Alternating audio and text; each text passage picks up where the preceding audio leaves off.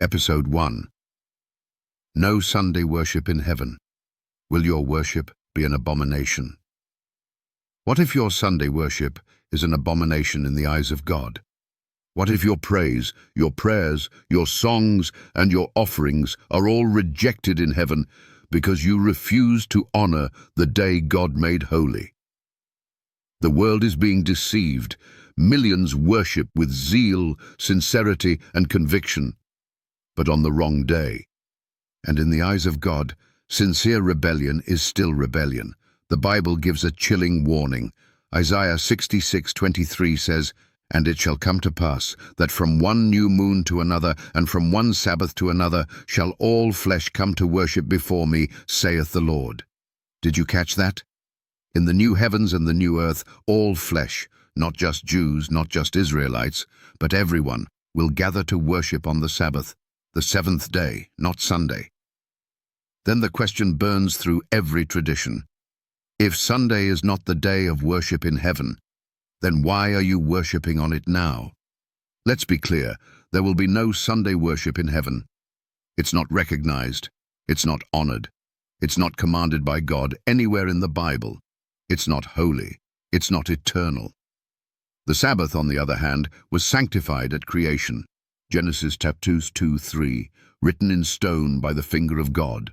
Exodus 20:8-11, confirmed by Jesus, Luke 4:16, and prophesied to continue in eternity, Isaiah 66:22-23. But here's the terrifying truth. If you willfully reject the Sabbath and choose to worship on a man-made tradition, your worship is not only invalid, it is offensive. Proverbs 28:9 says, "He that turneth away his ear from hearing the law, even his prayer shall be abomination." Did you hear that? Even your prayers become an abomination if you turn away from God's law, including the Sabbath. Now, some argue, "But I worship God every day." That may sound noble, but it's not what God commanded. God never said, "Worship me whenever you feel like it." He said, "Remember the Sabbath day, to keep it holy." Exodus 20:8. There is only one day God blessed and sanctified, only one day He set apart for worship.